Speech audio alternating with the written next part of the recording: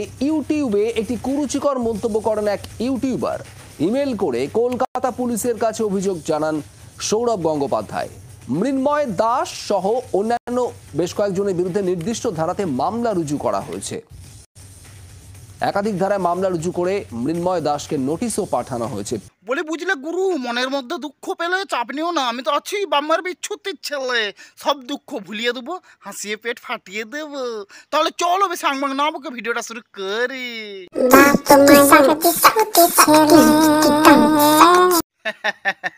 বলি কি অবস্থা মায়েরি, বলি বুঝলে গুরু, অন্যায়ের বিরুদ্ধে প্রতিবাদ করলেই তোমার বাড়িতে কিন্তু পৌঁছে যাবে লিগ্যাল নোটিশ। কি অবস্থা। তো দর্শক বন্ধু, কি হয়েছিল, আমাদের প্রতিবাদী ইউটিউবার, বাংলার ইউটিউবার, আমাদের সকলের মনে বাস করে সেই ইউটিউবার সিনেমা মৃন্ময় দাদা একটা ভিডিও বানিয়েছিল, যেখানে তিনি আরজিকর কাণ্ডের বিভিন্ন অন্যায়গুলোকে তুলে ধরেছিল এবং সেখানে টেনে এনেছিল সে কাঞ্চন মল্লিক, রচনা ব্যানার্জি, এমনকি আমাদের বাংলার প্রাক্তন অধিনায়ক সৌরভ গাঙ্গুলিকেও।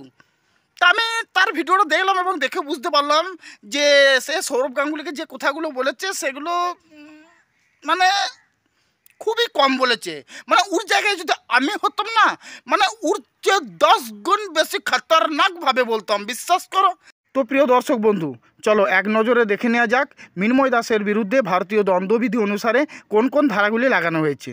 তো মৃন্ময় দাসের বিরুদ্ধে যে ধারাগুলি লাগানো হয়েছে সেগুলি হলো 356(2), 196(1) এ, 336(4), 353(1) এবং 61(2) ধারায় অভিযোগ দায়ের করা হয়েছে। এই অভিযোগ প্রমাণিত হলে মৃন্ময়কে কঠিন শাস্তির মুখে পড়তে হতে পারে। তো দর্শক বন্ধু, এই হচ্ছে ঘটনা। এরপর মেন কথাতে আসি। বলে হ্যাঁ তোরা কে যেন বলছিলি যে পুলিশ নাকি কাজ করে না। বলে হ্যাঁ তোদের চোখে কি নেবা হয়েছে? বলে দেখতে পাচ্ছি না, দেখ পুলিশ কত কুইক কাজ করে দিল। যেই আমাদের অধিনায়ক, আমাদের দাদা, আমাদের মৃন্ময়দার বিরুদ্ধে থানায় এফআইআর করলো, অমনি দেখলে পুলিশ একদম তুরন্ত একদম মৃন্ময়দার বাড়িতে লিগ্যাল নোটিশ পাঠিয়ে দিল। বলি শুন, পুলিশ কিন্তু তাদের কাজ করছে, অতএব ভবিষ্যতে কেউ যদি পুলিশের নামে বদনাম করেছিস তাহলে বিশ্বাস কর আমার চেয়ে খারাপ কেউ হবে নাই। পুলিশ তাদের কাজ করছে বাবু। কত কুইক কাজ করছে দেখলি পুলিশ। আর ভবিষ্যতে কেউ পুলিশের নামে বদনাম করিস না কিন্তু। পুলিশ বাবু আপনাদেরকে স্যালুট স্যালুট স্যালুট। এই ইংরেজি অত বেরোয় না তো, স্যালুট আপনাদেরকে। তো দর্শক বন্ধু চলো এবার আসা যাক মেন টপিকে। বলি মৃন্ময়দা, তোমাকে কয়েকটি কথা বলছি, একটু কান খুলে শুনে নাও। বলি দাদা, তুমি যে কাজটি করেছো বিশ্বাস করো, তুমি শুধু আমারই মন জয় করে নাও নাই দাদা, তুমি বাংলার প্রত্যেকটা মানুষের মন জয় করেছো। কারণ তুমি দাদা অন্যায়ের প্রতিবাদ করেছো। তাই দাদা আমি তোমাকে কথা দিচ্ছি, এই বাম্মার বিছুতি ছেলে, আমি বাঁকুড়ার ছেলে দাদা, আমি তোমাকে কথা দিচ্ছি, তোমার উপর যে অত্যাচার হচ্ছে বা তোমার বাড়িতে যে এই যে লিগ্যাল নোটিশ পাঠানো হয়েছে, এতে করে তোমাকে অনেক টানা হিচড়া হতে পারে। তাতে করে যদি তোমার পাশে কেউ থাকে থাকুক বা না থাকে না থাকুক, আমি দাদা কথা দিচ্ছি আমি তোমার পাশে 100% আছি দাদা।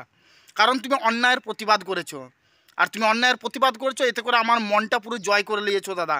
তাই তোমার পাশে আমি দাদা আছি। যদি তোমার গায়ে হাত পড়ে, আমি তোমাকে কথা দিচ্ছি, যদি দাদা তোমার গায়ে হাত পড়ে বা তোমার উপর কোনো রকম কোনো ক্ষতি হয়, তাহলে এই বাঁকুড়া ছেলে, আমি আমার বাড়ি বাঁকুড়া, বিশ্বাস করে দাদা বাঁকুড়া জেলা থেকে ঝড় তুলে দেবো আমি। আমার হাতে 2000 ছেলে আছে, 2000 ছেলে যারা আমাকে গুরুদেব মানে। বিশ্বাস করো এই কেসটা নিয়ে আমি যে কত দূর করবো তুমি দাদা ভাবতে পারবে নাই। তাই দাদা তুমি অন্যায়ের প্রতিবাদ করেছো, তুমি কোনো খারাপ কাজ করো নাই। তাই তোমার পাশে এই বাংলার মানুষ আছে, এই বাম্মার বিছুতি ছেলে আছে দাদা, একদম 100%। তুমি নির্দ্বিধায় নিশ্চিন্তে থাকো দাদা, তোমার কেউ কিচ্ছু ছিঁড়তে পারবে না।